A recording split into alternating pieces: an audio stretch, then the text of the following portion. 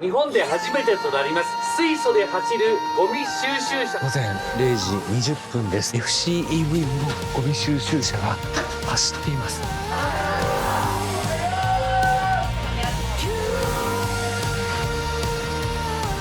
クラウンの型はね、セダンなんですよ。型をねしてはダメなんだろうなと。これが FCEV なんこれです。 FCV です。カーボンニュートラルとか水素社会をこのクラウンブランドで非常に音が良くなったんです。可能性はすごく感じたんです。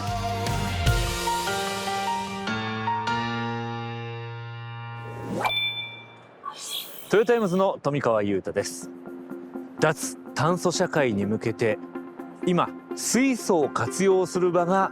増え始めているんです。そこで今回はさまざまな取り組みをご紹介いたします。まずはこちらです。ゴミ収集車と救急車、こちらも水素で動く車です。いよいよ福岡で稼働します。ゴミ収集車、救急車の発表です。レールオープン。おめでとうございます。この日、報道陣に披露されたのは二酸化炭素を出さない水素を燃料にしたゴミ収集車と救急車です。福岡市とトヨタが連携し、日本で初めて導入されました。皆様こんにちは。素晴らしい天気に恵まれました。福岡市では日本で初めてとなります水素で走るゴミ収集車の導入、そして救急車の実証をスタートいたします。こういう水素を作る、運ぶ、使う全ての段階のレベルを上げていきながら日本を水素社会へと一歩ずつ近づけていく、こういった取り組みをですね、着実にこれからもトヨタ自動車様と一緒になって進めていきたいというふうに考えております。以前トヨタイムズでもご紹介しましたが、福岡市は全国的にも珍しく夜にゴミの収集を行っています。従来のゴミ収集車はどうしてもエンジン音などが出てしまうため、夜には不向きでした。その問題を解決すると期待されているのが水素で走る FC ゴミ収集車です。二酸化炭素の排出を減らすとともに、夜間のゴミ収集の騒音や振動を少なくすることができるんです。午前0時20分です。今福岡市の住宅街を FCEV のゴミ収集車が走っています。静かですね、やっぱり。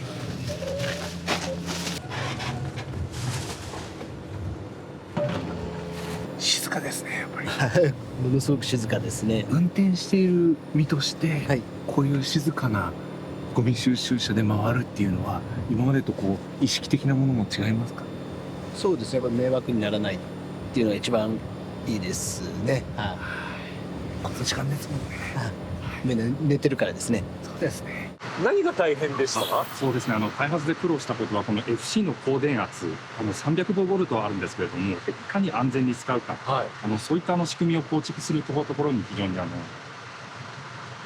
苦労いたしました。通常のトラックですと24ボルトなんですけれども、今回の300ボルトの高電圧です。全然違いますね。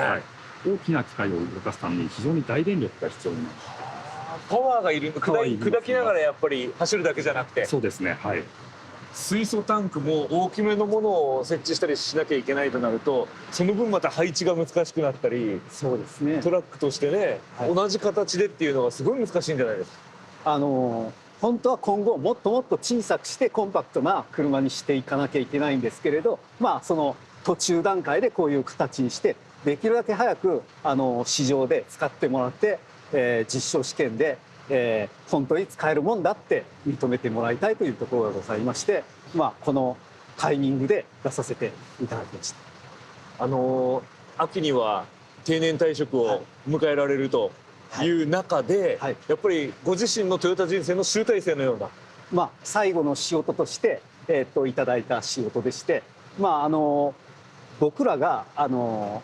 々作ったものがこの社会を変えていけるんじゃないか、そういったところはもう技術者として最高な幸せな形で終われるかなと思いました。現在福岡市内で活躍する水素のゴミ収集車は1台、今年度には2台を追加する予定です。さらに東京都でも2024年以降に導入が予定されています。水素リーダー都市プロジェクトに取り組んでいる福岡市。2022年2月にはトヨタと連携協定を結び、水素社会のまちづくり実現に向けてさまざまな取り組みを続けてきました。まずこの2台をご覧になってはいどんな印象を受けました？いやー、ちょっとなんかかっこいいですよね。かっこいいですね、デザインも。未来を感じるデザインだし、でなんといっても機能、はい水素で走るって日本初だし、本当世界でもすごい事例がないので、はいいやこれでやっぱりいいデータを福岡でどんどん取っていきたいなと思ってます。この後福岡市としては、ええこの水素の車を使ってどんなことを描いてますか？水素の車ではもちろんこれを台数を増やしていくっていうのはもちろんですし、実は車だけではない未来も考えていて、実は街の中にも水素を使っていこうと。で具体的に言うと、水素ステーションからパイプラインを引いて、街の中でも水素を使えるようなプロジェクトを考えてるんですよ。それが九州大学の箱崎キャンパスの跡地50ヘクタールあるんですけど、ここにね実はパイプラインを引いて、直接水素から電気を作っていくような、そんな形で街の中でも使っていこうって考えてるんですよね。なるほど。そうやって水素社会を進めていくための、今の課題はコストと水素ステーションの数、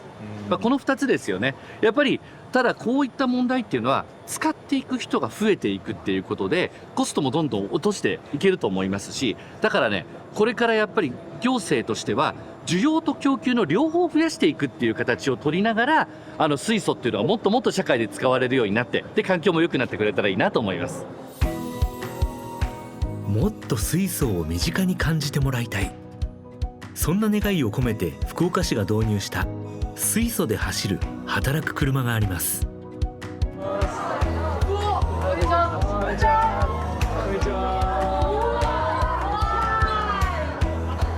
いい給食だ。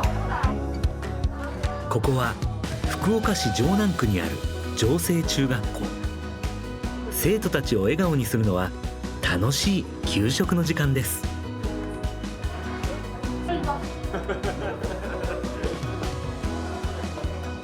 おかずをめぐってワクワクする瞬間も。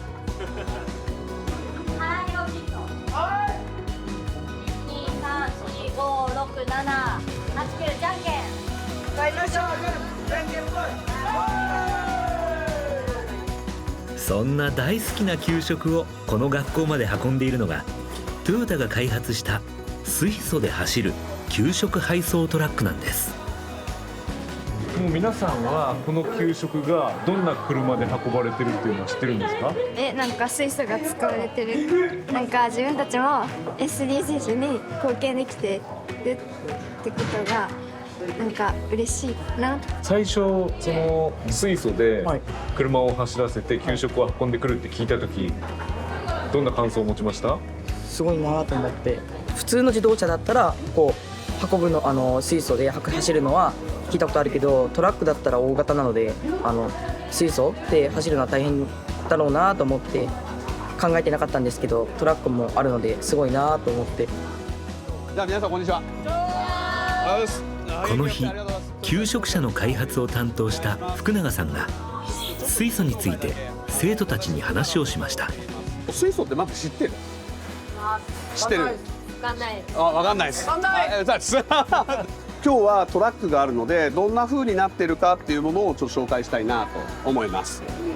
バッテリーがあって、ここの中にいるのはカバーがかぶさってるんだけど、ここにね黄色の色したね水素が入ってます。給食車の見た目は普通のトラックとほぼ変わりませんが、バッテリーと水素の貯蔵タンクを2本搭載しています。で水素がね10キロ10キロたった10キロ。水素のパワーってすごくて、こんなに大きいトラックが260キロ走るんだよね。あとは酸素はねここから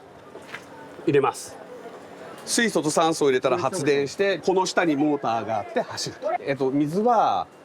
反応してる時にある一定の温度40度か50度ぐらいになるんで、こういうふうな湯気になってこう出ていきます。なのでこれは排気ガスのように見えて全然害はない、無害です。水素のことを今までよりよく分かったって人。おお、すごいですね。よかったですね。充電後は楽しみですもん。将来水素の車乗りたい人。はい。よかったですね。本当頑張って開発します。今は駆け出しなんですよ。今まだすごく少ない。これがあなたたちが大人になった頃にはもっと走ってると思う。ちょっとでもこう思い出してくれるといいですね。興味を持ってくれるだけでいいです。そういう風になるとすごい変わるかなと信じてます。3月8日の車両発表会で披露されたもう一つの働く車、それが水素で走る救急車です。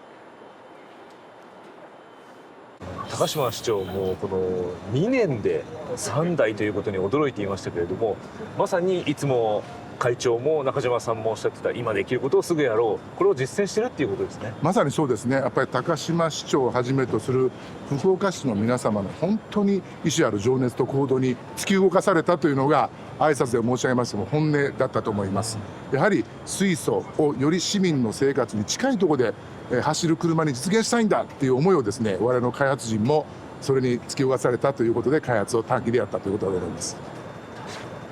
ちょっと中見てみます。いいんですか？いいですよ。あら。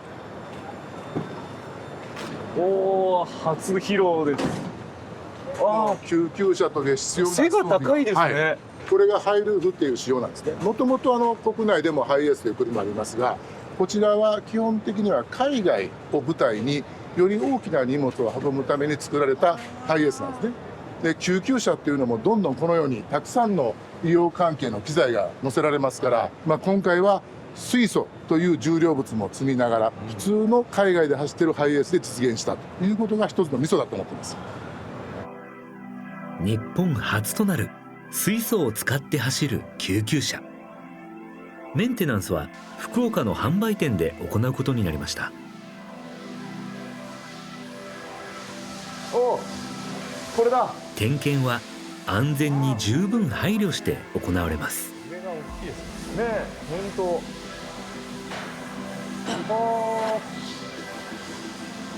少し上げます。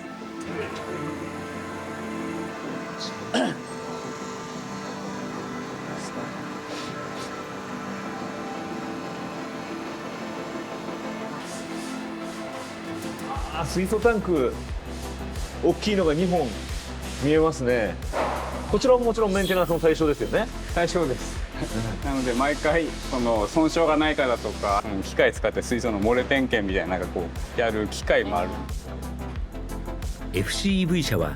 ブレーキやバッテリーといった一般点検項目に加え、水素センサーと呼ばれる検知器を使って水素が漏れていないかを確認します。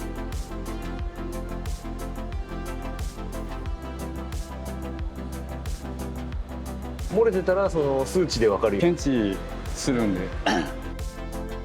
また救急車に設置された水素タンクの大きさにもこだわりがありました。技術的には何か難しい部分とか苦労した部分っていうのはあるんですか？車としてはやはり先ほどありました水素のタンク、航続距離の関係もありまして少し長めのものを使っております。でそうするとこれホイールベースがやはり長いここの利点をですね、使ってこの車をベースにこういう FC の救急車というものを今回提案させていただいております。横から見ると分かるんですけど、タイヤがかなり前と後ろについて、ここがね、長いんですよね。そうです。そちらに未来のタンクよりも一回り長いものですね。専用のものを載せております。はい。やっぱ途中で止まるわけにいかないですね、患者さんを乗せて。ですので、水素の残量とかも本部の方で見れるような形でご提供させていただきまして、ご迷惑かけることがないように。こちらの救急車は5月頃から福岡市消防局の消防本部で実証実験を開始します。トヨタはこれまでに水素燃料電池の分野でバスやトラック、ゴミ収集車といった働く車を次々に開発してきました。水素の車を広めていくために、まず商用車をこうやって増やしていくっていうのはどんな理由があるんですか？商社の場合、走るルートっていうのが限定されているというところですね。例えば A から B という地点に必ず往復するだとか、そういうのがありますので、例えば水素ステーションっていうインフラを設立するにも、その動いている範囲が限定されている商社の方が集中的に活用できるというメリットもあります。ただそういう拠点が増えていくことによって、最終的には乗用車で使っていただく皆さんにも利便性が上がっていくということで、水素ステーションとこの水素モビリティ、よく鶏と卵って言われますが、会長がですね、当時言われてたのは花と蜜蜂の関係、お互いがウィンウィンになれるような関係を作ってこそだというふうに言われてました。まさにこういう働く車っていうのが花と蜜蜂の関係にステーションとともになれればなと思っております。そして水素社会実現に向けた課題については、高島市長も中島副社長も挙げてました、インフラの問題、技術側としてはどのような展開を考えていますか？まずは車をしっかり安くしてたくさん出せるようにする、こういうことで水素の需要を生みます。インフラとしても、産業として事業的に使いやすくなるかなと思いますので、我々はもっと速いスピードでたくさん皆様に受け入れてもらえる車を作る、ここに集中したいと思ってます。あとはどんどんこの作ってもらうために、商用車だけじゃなくて、じゃあ乗用車とか、水素モジュールだとか、いろんなトヨタの他の部署といいますか、担当の皆さんとの連携っていうのも必要になってくると思います。もちろんです。今日2台出してます。それからクラウン、それからミライといって乗用車の FC もあります。やはり単独ではなくて全体の群で捉えることで、街で普段暮らしている方も見るシーンが非常に増えると思います。車って水素で動くんだ、それから水素でいろんなことができるんだっていうのを、ちっちゃい子供からお年寄りの方までみんなが感じる世界がいずれできると思っています。水素バス止まってますね。こちらの水素は福岡の下水由来の水素で電力を供給しているんですね。いい香りがしてきた。匂いの元はこれだ。美味しそうなお肉、水素グリルで焼いてます。こちらですね、クラウンの専門店が入っている建物で水素を考えるイベントが行われているんです。福岡トヨタが主催した水素エネルギーとモビリティを考えるサミット。照明にも水素エネルギーが使われていましたよ。会場には燃料電池車のコンセプトモデルミライスポーツとクラウンの FCEV が。ご覧ください。新しい時代の幕開けです。2022年に発表した16代目のクラウン。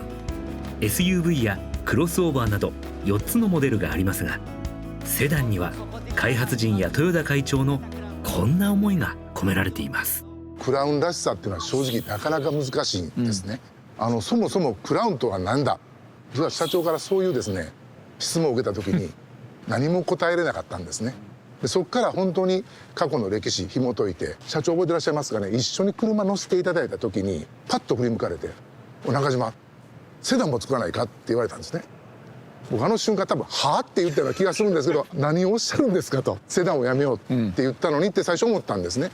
でその後やっぱ社長と話をしていくと、やっぱりこれだけ世の中が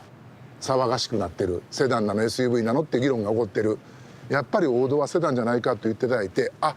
やっと僕たちが心が変わったので、社長と相談し合える関係になったのでセダンも作ってみたらどうなんだって言っていただいたのかなというふうに後で思いましたけど、そうでね、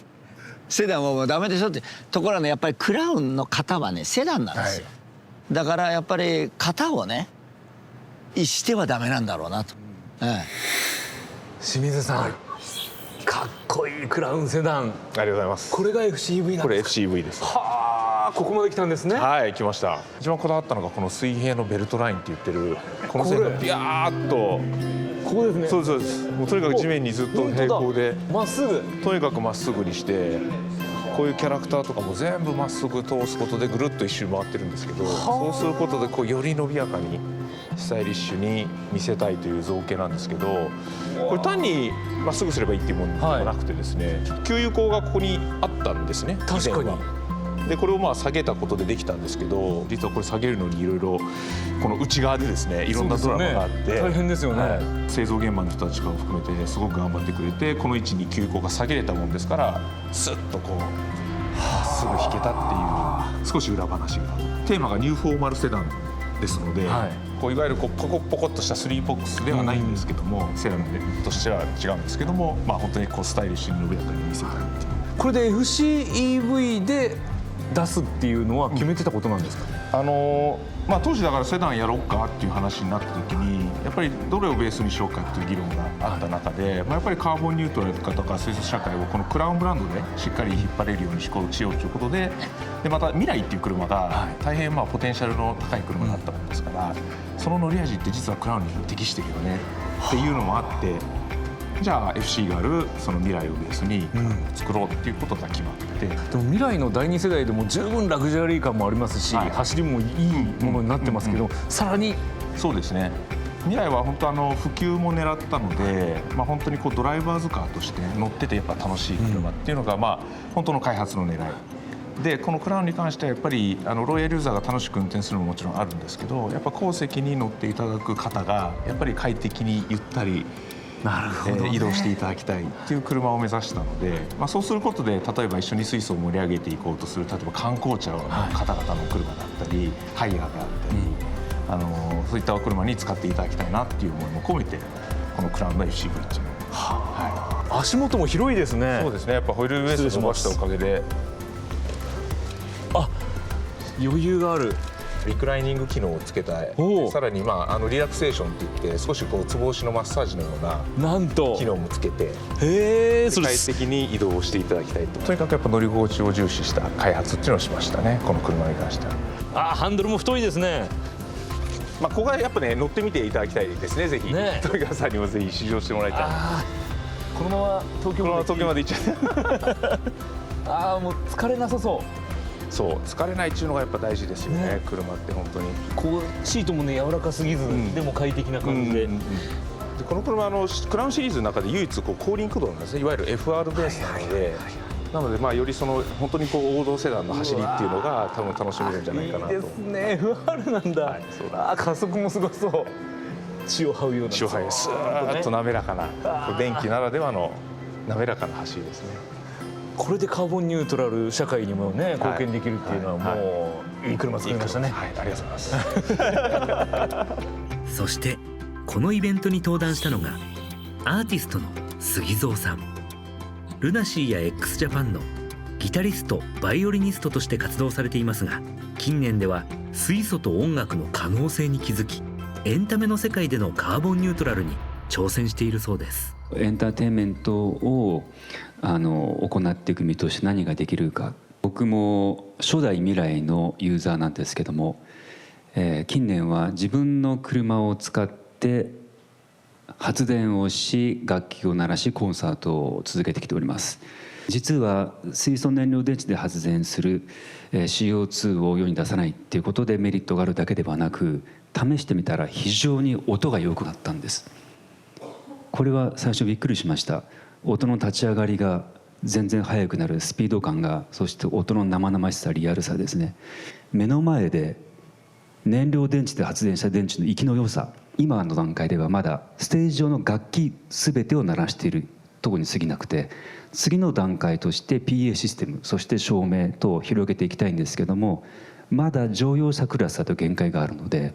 これからのトヨタさんの開発にすごく期待をしているところです。大人の僕らが今ここで世の中を良き方向にシフトしていかないと、僕らの子供孫の世代になった時にもっと生きづらい世界を残してしまうことになる。それだけは僕らの手で食い止めなければいけないと思ってますので、ぜひ皆さんで、